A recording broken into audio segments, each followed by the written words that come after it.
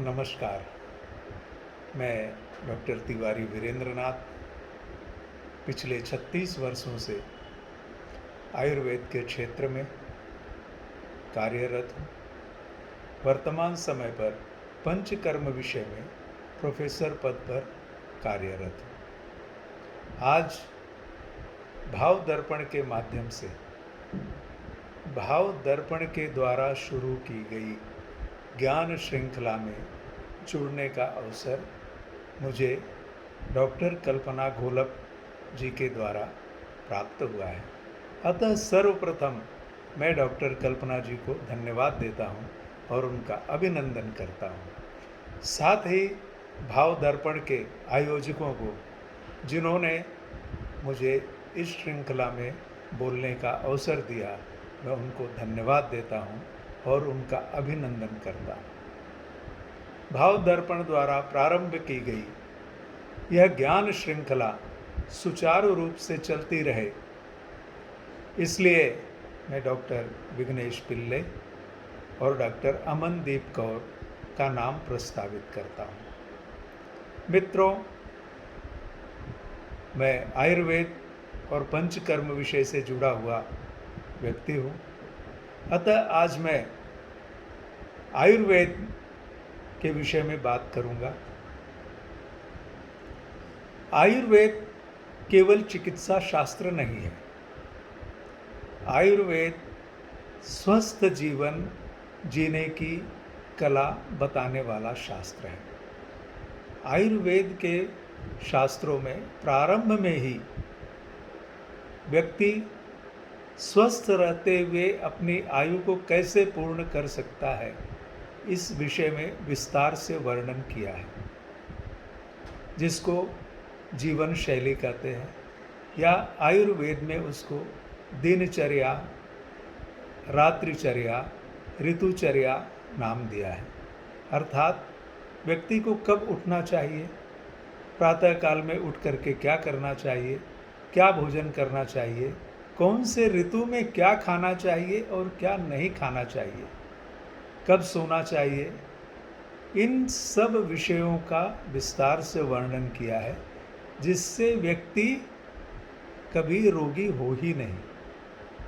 किंतु आज के समय में इसी दिनचर्या, ऋतुचर्या को लाइफ स्टाइल कहते हैं।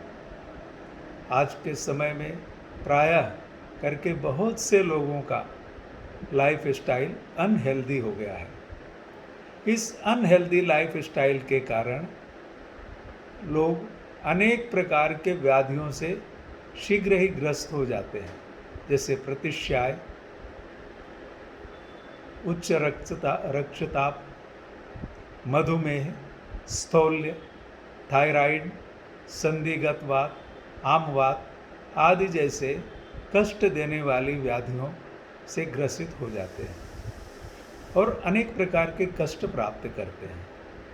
किंतु इन व्याधियों से पुनः मुक्त हुआ जा सकता है। आवश्यकता है सिर्फ आयुर्वेद द्वारा वर्णित हेल्दी लाइफ स्टाइल को स्वीकार करने की। मित्रों, आयुर्वेद के बारे में मान्यता है, या सर्वमान्य लोग मानते हैं कि आयुर्वेद के द्वारा समूल व्याधियों की चिकित्सा की जाती है। हाँ, यह सत्य है। आयुर्वेद के द्वारा जो व्याधियाँ ठीक होती हैं वह जड़ से ठीक होती हैं, पंचकर्म की सहायता से। शास्त्रों में वर्णित है कि दोषाः कदाचित् कुप्यन्ति जीताः लंघन पाचनैः जीताः संशोधनैर्येषु न तेषां पुनरुद्भवः। जो व्याधियाँ सिर्फ औषधि से ठीक की जाती हैं वे पुनः उत्पन्न हो सकती हैं, किंतु जो व्याधियाँ शोधन कर्म के द्वारा या पंचकर्म के द्वारा ठीक की जाती हैं वे पुनः उत्पन्न नहीं होती। कैसे? पंचकर्म के बारे में लोगों की एक सामान्य मान्यता हो गई है कि सिर्फ मसाज करना या शिरोधारा करा लेना। ऐसा नहीं है। पंचकर्म के द्वारा शरीर में संचित टॉक्सिन्स टॉक्सिन्स यानी ऐसे तत्व जो धीरे धीरे शरीर में इकट्ठा हो जाते हैं और अनेक प्रकार के रोगों को उत्पन्न करते हैं।